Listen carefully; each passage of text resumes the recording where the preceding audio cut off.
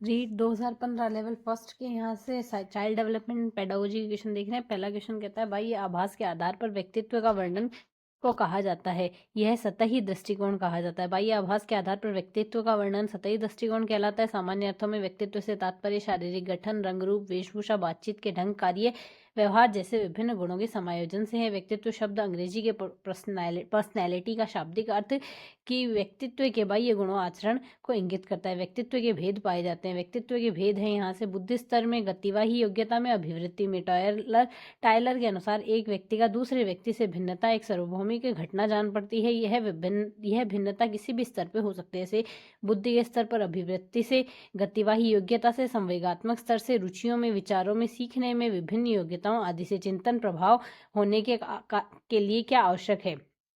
चिंतन प्रारंभ होने के लिए आवश्यक है समस्या। चिंतन प्रारंभ के लिए समस्या का होना आवश्यक है। मार्सेल का कहना है कि चिंतन उस समय प्रारंभ होता है जब व्यक्ति के समक्ष कोई समस्या उपस्थित होती है, वह उसका समाधान खोजने का प्रयत्न करता है। बुद्धि लब्धि संप्रत्यय विकसित किया गया है, यह टर्मन द्वारा विकसित किया गया है। नेक्स्ट है यहाँ से, प्रगतिशील परिवारों के बच्चों में अपेक्षाकृत कौन सा प्रेरक अधिक प्रबल होता है? प्रगतिशील परिवारों में अपेक्षाकृत उपलब्धि अधिक प्रबल होता है, क्योंकि उपलब्धि अभिप्रेरक सामाजिक प्रतिष्ठा, पुरस्कार, जिज्ञासा, सुख आदि अभिप्रेरकों के कार्यों की पूर्ति करना है। कौन सा पिछड़ेपन का कारण नहीं है? पिछड़ेपन का कारण नहीं होगा। स्वस्थ वातावरण पिछड़ेपन का कारण नहीं होगा।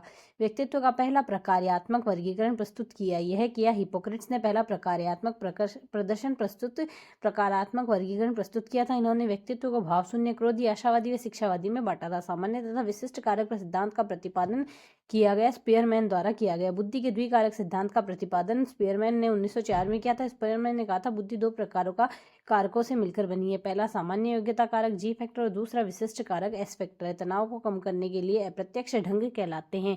यह कहलाएंगे यहाँ से रचनात्मक यांत्रिकता। तनाव को कम करने के लिए अप्रत्यक्ष ढंग रचनात्मक यांत्रिकता कहलाते हैं। यह यांत्रिकता संवेग केंद्रित, समायोजी, व्यूह रचना व संज्ञानात्मक उपाय है। इसके अंतर्गत दमन, प्रतिक्रिया, निर्माण, युक्तिकरण, प्रक्षेपण, विस्थापन, स्वीकरण आदि को शामिल किया गया है। डिस्लेक्सिया मस्तिष्क की संरचना व कृत्यों में विभेद का परिणाम होती है। डिस्लेक्सिया में पढ़ना, लिखना व शब्द विन्यास करना मुश्किल होता है। ऐसा इसलिए होता है क्योंकि मस्तिष्क शब्दों या अक्षरों में विभेद नहीं कर पाता। जिन बालकों की बुद्धि लब्धि 70 से कम है, वे साधारण उन्हें मानसिक न्यूनता या ग्रसित श्रेणी में रखते हैं। प्रतिभाशाली बच्चों में अमूर्तमान प्रत्ययों का ग्रहण करने की योग्यता होती है। निम्न में से कौन सा मूल्यांकन का प्रकार नहीं है? मूल्यांकन का प्रकार यहाँ से मानक नहीं होगा, बाकी निर्माणात्मक योग्यता व योगात्मक व सीसीई है।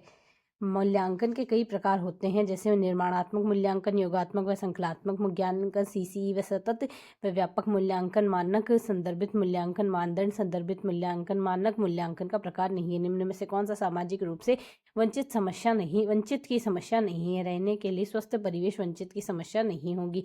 बाकी सृजनशीलता को पोषित होने में अवसर का न मिलना, रहने के लिए स्वस्थ परिवेश का न होना, विद्यालय में पक्षपात पूर्ण वातावरण का सामना करना, सीखने के लिए प्रेरणा का अभाव, यह वंचित वर्ग के होने के लिए समस्याएं हैं। शिक्षण प्रक्रिया में विद्यार्थी है, विद्यार्थी आश्रित चर है। शिक्षक, विद्यार्थी व पाठ्यक्रम 3 होते हैं। इस प्रक्रिया में 3 चर होते हैं। शिक्षक स्वतंत्र चर होता है, विद्यार्थी आश्रित चर, पाठ्यक्रम हस्तक्षेप या मध्यस्थ चर होता है। आरटीई एक्ट 2009 के अनुसार शिक्षक हेतु प्रति सप्ताह कार्य घंटे हैं। प्रति सप्ताह कार्य घंटे 45 घंटे यहाँ से निर्धारित किए गए। एनसीएफ 2005 बल देता है, यह करके सीखने के सिद्धांत पर बल देता है। ऑप्शन ए करेक्ट होगा। निम्न में से कौन सा मूल्यांकन के त्रिकोण का भाग नहीं है? शैक्षणिक उद्देश्य है, मूल्यांकन है, साथ ही अधिगम उद्देश्य है। यह तीनों तो है। शिक्षण अनुभव नहीं है। शैक्षणिक उद्देश्य अधिगम अनुभव व वातावरण परिवर्तन है। क्रियात्मक अनुसंधान के महत्व के बारे में निम्न में से कौन सा कथन सही नहीं है? यह नहीं होगा, बाकी सही होगा।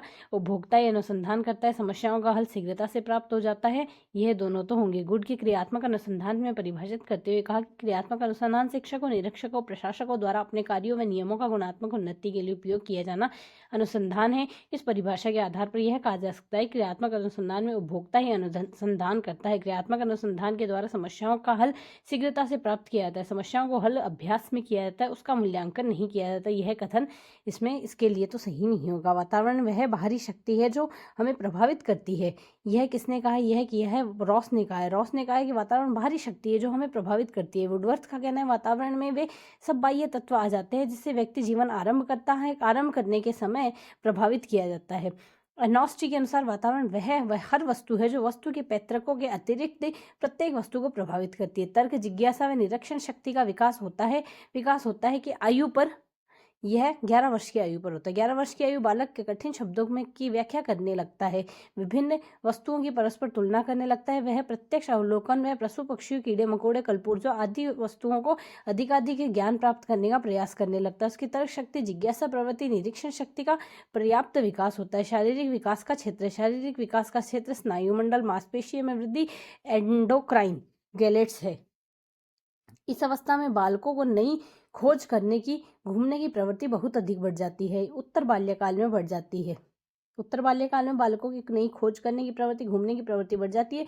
मनोवैज्ञानिक वर्ट ने अपने अध्ययनों के आधार पर बताया कि लगभग 9 वर्ष के बालकों में आवारा घूमने, बिना छुट्टी के लिए विद्यालय से भागने, आलस्यपूर्ण जीवन व्यतीत करने की आदतें सामान्य रूप से पाई जाती है। अधिगम अंतरण का थॉर्नडाइक का सिद्धांत कहा जाता है। थॉर्नडाइक का सिद्धांत यहाँ से कहा जाएगा अनुरूप तत्वों का सिद्धांत। अधिगम अंतरण के लिए अनुरूप तत्वों का सिद्धांत थॉर्नडाइक द्वारा प्रतिपादित किया गया है। वस्तुतः यह सिद्धांत थॉर्नडाइक द्वारा प्रतिपादित सदस्यता के नियम का ही एक विस्तार रूप कहा जाता है। इस सिद्धांत के अनुसार सीखने का अंतरण उस सीमा तक हो जाता है जहां तक कि सीखने के दोनों क्रियाओं में समानता होती है। निम्न में से कौन सा वंशानुक्रम का नियम नहीं है? अभिप्रेरणा वंशानुक्रम का नियम नहीं है। बाकी वंशानुक्रम के सर्वाधिक प्रचलित नियम है बीजकोष की निरंतरता का नियम, समानता का नियम, विभिन्नता का नियम, प्रत्यागमन का नियम, अर्जित गुणों का संक्रमण का नियम, मेंडल का नियम।